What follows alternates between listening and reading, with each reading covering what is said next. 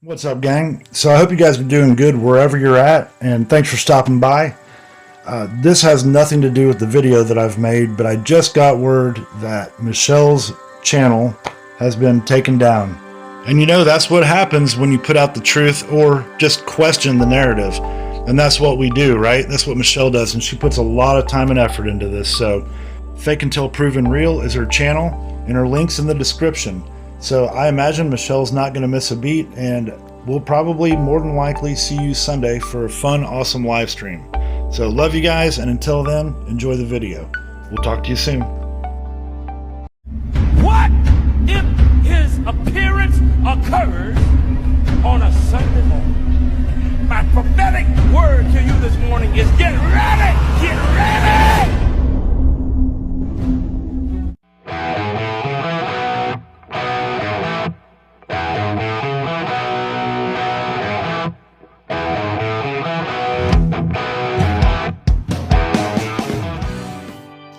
So when I first heard about this Category 5 hurricane hitting Tampa Bay, unprecedented, my first thought was, it'll be less than a Category 5. A Category 5 hurricane hitting Tampa would be the worst disaster the state could possibly face. The Director of Emergency Management and the National Hurricane Center is talking what's the worst case scenario for Florida. It is that. It is the black swan of a Category 5 storm. We have to word reset, I think, is appropriate, because we are now still fighting the virus, but we can be rather optimistic. We saw roads leading out of the flood zones filled with traffic. Many who witnessed what Helene did a few weeks ago complied with mandatory evacuation orders, and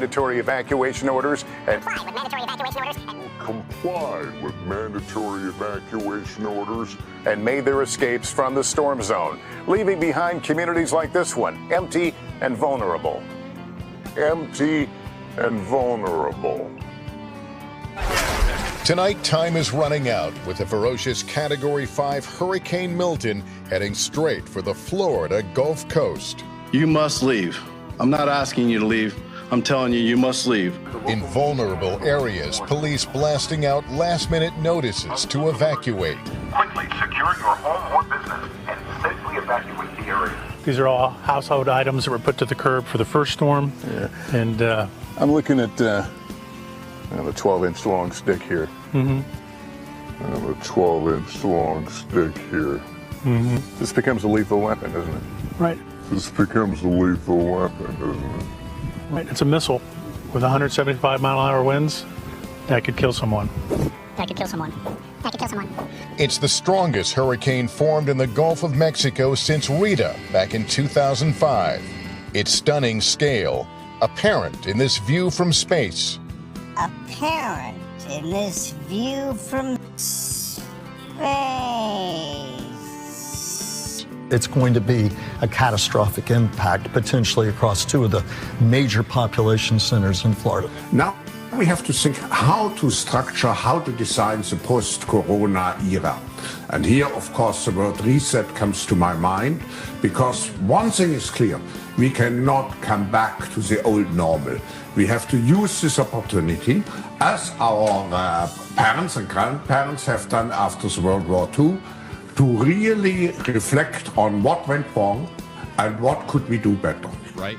What is interesting to me as well is that, correct me if I'm wrong, please chime in here if I'm wrong, is that at this point it is scientifically impossible for storm surge in Tampa Bay to the catastrophic levels that we have been talking about over the last several days, that the counterclockwise motion cannot, right? Correct me if I'm wrong? Yeah, we aren't anticipating those type of levels of storm surge. Will there be a water level rise in the bay? Absolutely. I do think that the levels will come up, but the catastrophic surge that we've been so fearful of, and we thought that the potential this would be the storm that we've been talking about, I don't see that materializing right now. In the world of just things, we call them black swan events, right? Black swan events are things that nobody imagined could occur, and yet they did, right? And then they have these incredibly, mostly devastating effects. So black swan events are unusual and highly significant events that have a huge impact on our lives. I mean, they're all. What is the 2024?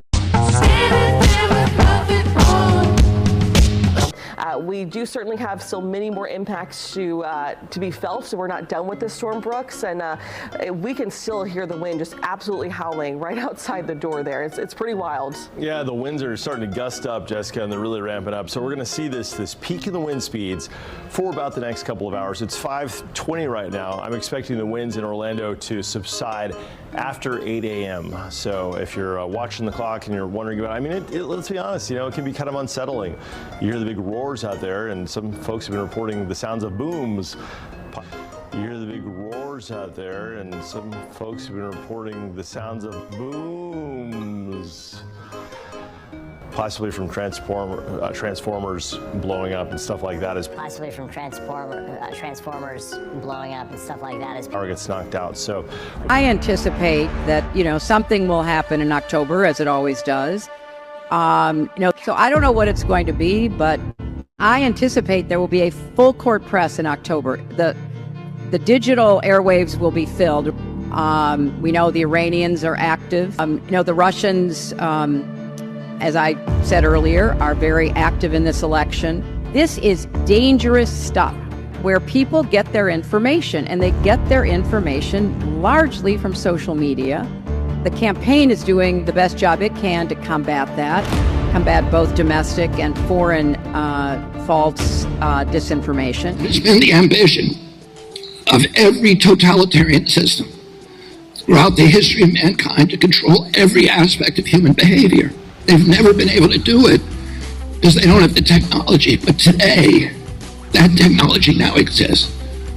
We have facial recognition system that's watching us all the time. We have digital currency that allows the government now, and increasingly, to understand every purchase that you make. We have GPS that's following us, you know, knows where we are all day in our cars, in our watches, in our devices.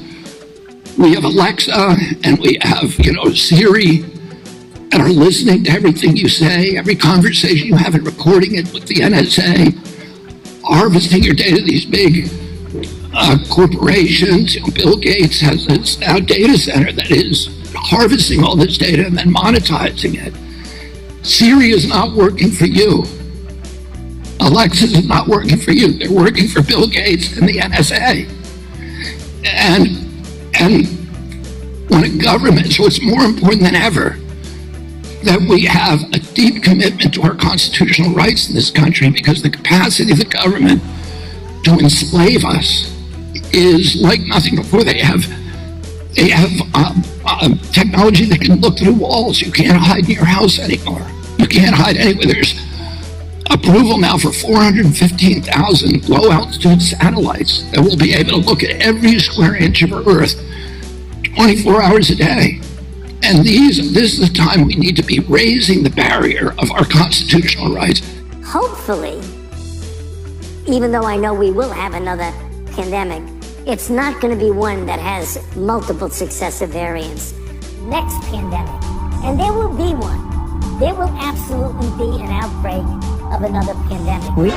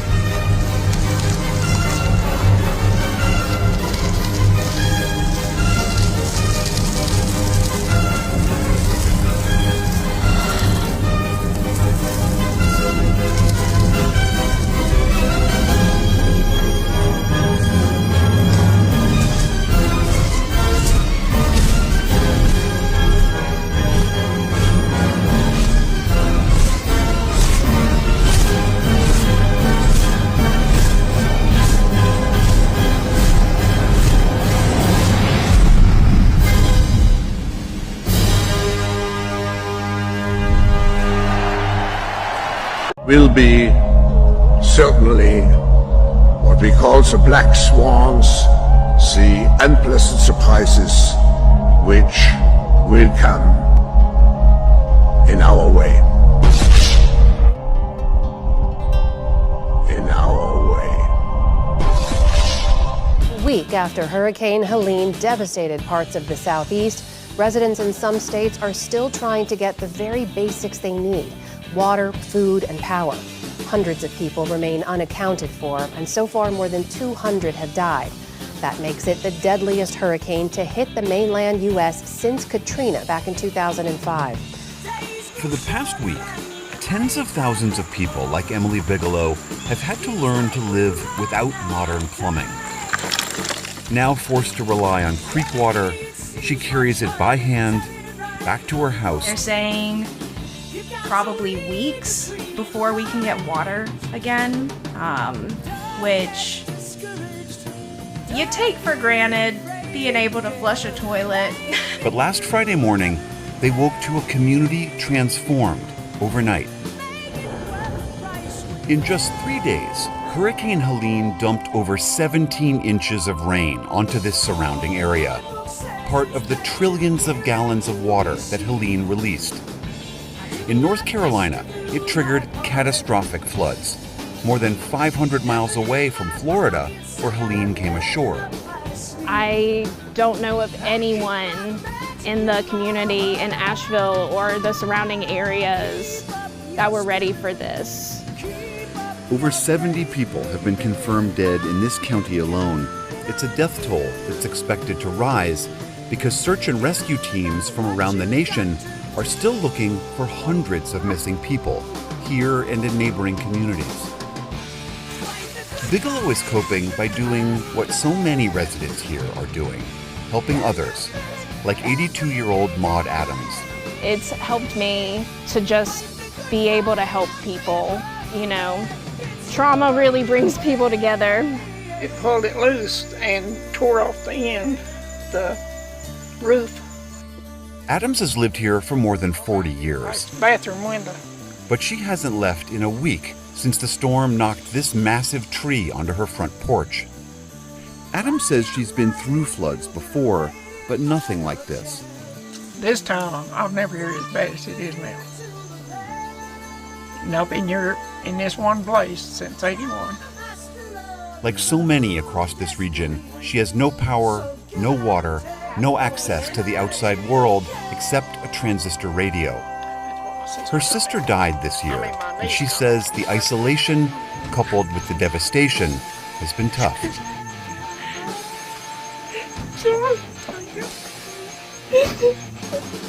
But, like so many, she's thinking of others. You just think about other people. I mean, they got a lot worse than I have. At least I got my home yet. Just across the border in eastern Tennessee, Reverend Brooks Ramsey has been collecting donations to send out to the hard-hit towns nearby, like Newport and Del Rio. This is the first truck of the day, and there are many more packages. Right before I came on with you, the Newport Rescue Squad backed up a 16-foot trailer to our driveway, and we loaded them up with everything from soup to feminine hygiene products, toilet paper, baby formula. If you name it, we had it. He's determined to not let the nation forget what's unfolding here. These people are easily forgotten. It's very easy to forget us. And then there's everything going on in the world too. So there's all these distractions and people just get lost in the shuffle. Among those lost in the shuffle, says Ramsey, is his family friend Sabrina Barnett, who was working in Irwin, Tennessee when floodwaters swept through the town. She was loaded up on a flatbed and with an indeterminate number of people, it got swept away by the water, and Sabrina is still missing. Earlier this week, President Biden toured the devastation by air, ordering 1,000 active duty troops from nearby Fort Liberty to assist in the recovery effort. He called the storm, which intensified rapidly the moment it hit the unseasonably warm Gulf waters, a clear warning about climate change. Nobody can deny the impact of the climate crisis anymore. At least I hope they don't. They must be brain dead if they do. And there it is. If you don't believe in climate crisis or climate change, you're brain dead, because that's what's causing all of it. Right? Right. Back in Asheville, residents like Emily Bigelow agree. This is definitely a huge wake-up call. Climate change is real. And I knew there was something I didn't like about her, far beyond her last name, Bigelow. But even more than the I on her shirt, probably just coincidence. But yeah, she's throwing out the climate change crisis BS as well. There you go. This kind of devastation really sends things home on where we're at now, how fast things are changing, and how different life is going to look. It's worked so far, but we're not out yet. I want to know what you're thinking. There are some things you can't hide. I want to know what you're feeling. Tell me what's on your mind.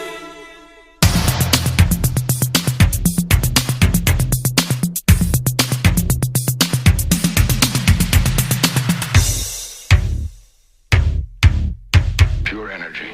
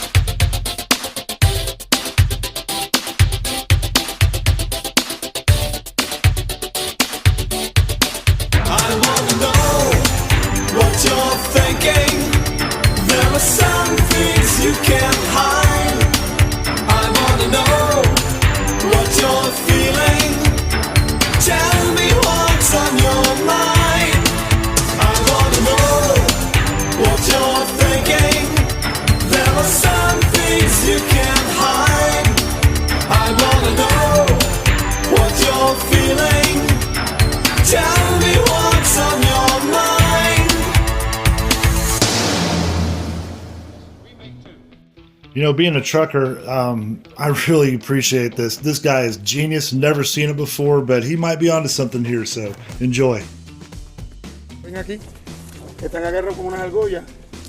Straps and hooks. Pedro Casares showing us his unconventional approach to keeping his Orlando home intact through Hurricane Milton. Preparing my house for the hurricane. Right now, as you can see, the hooks on the floor, they're 8 feet deep of cement. They have rods in between, and it's to hold the friction of the roof from lifting. His daughter explains the unique idea was born from experience more than 2 decades ago while Pedro and his family lived in Puerto Rico. We had a hurricane that we went through, and the back of our roof lifted a little bit. It was aluminum. Now, roughly $2,000 in for the cement, anchors, and made-to-order straps from Idaho that cover the fronts, back, and sides of the home. They hold about 5,400 pounds of weight and wind, so yeah.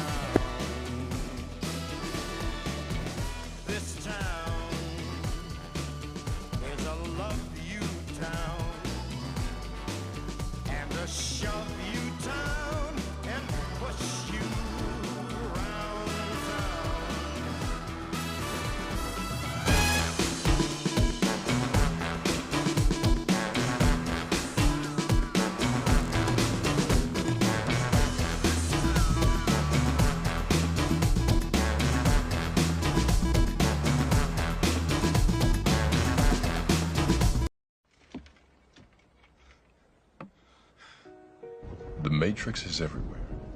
It is all around us. You can see it when you look out your window or when you turn on your television.